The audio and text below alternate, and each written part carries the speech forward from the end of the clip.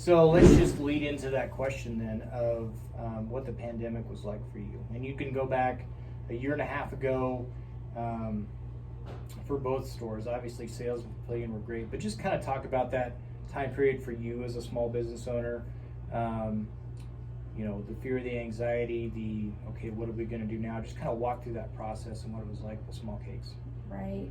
Well, every day, I'm sure, just even people that were working, not necessarily owned a business, every day was changing so fast. Yeah. I mean, every day was a new thing. We didn't know, we were changing our hours constantly to try to just make everything work. Yeah.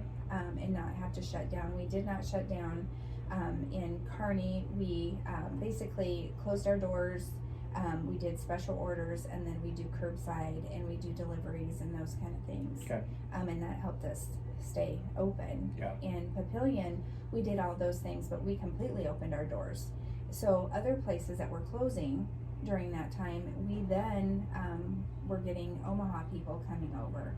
And so that helped other areas that normally would come to Papillion Sure. for the bakery, Yeah.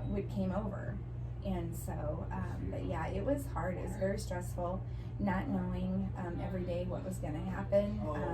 And then, of course, when we got the PPP, Payroll Protection Program, I believe it's called, that helped us too. That was wonderful. And again, Papillion was fine. Kearney did feel that, that hit a little bit. Sure. And so that helped carry us through.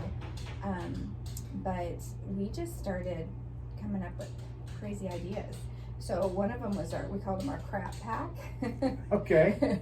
So we had to make fun of the situation, Sure. just make light of it. But so we had a poop emoji cupcake Okay. with a toilet paper Okay. cupcake. So we sold those in packs. So Nice. yeah, and those went crazy, absolutely crazy.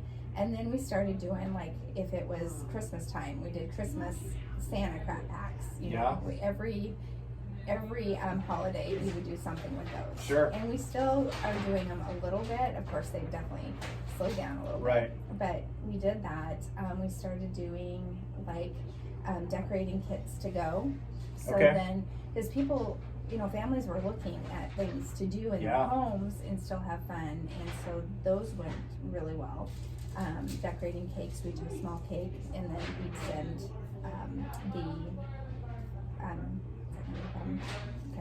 we would send different colors and tips and whatnot with them, and so that went over well. So yeah, we just started getting creative on the different things that we were doing. Yeah. And that helped.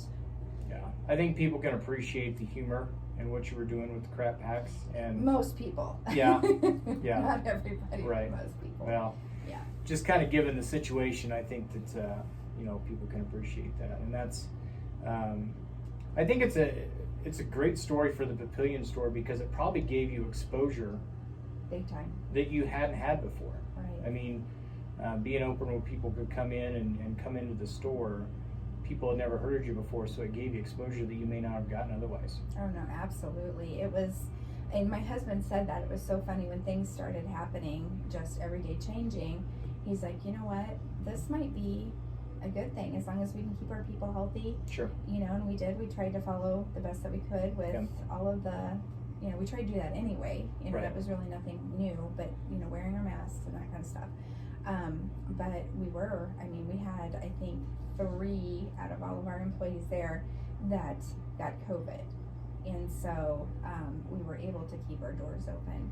And with that, yeah, it was a blessing because then people started coming where they couldn't get, I know that there are several other cake or bakeries that almost shut down. Yep. And I know that they were hurting really bad. And I feel bad for them because I know as a business owner, that's so scary. Oh yeah. But we definitely felt blessed with that. So.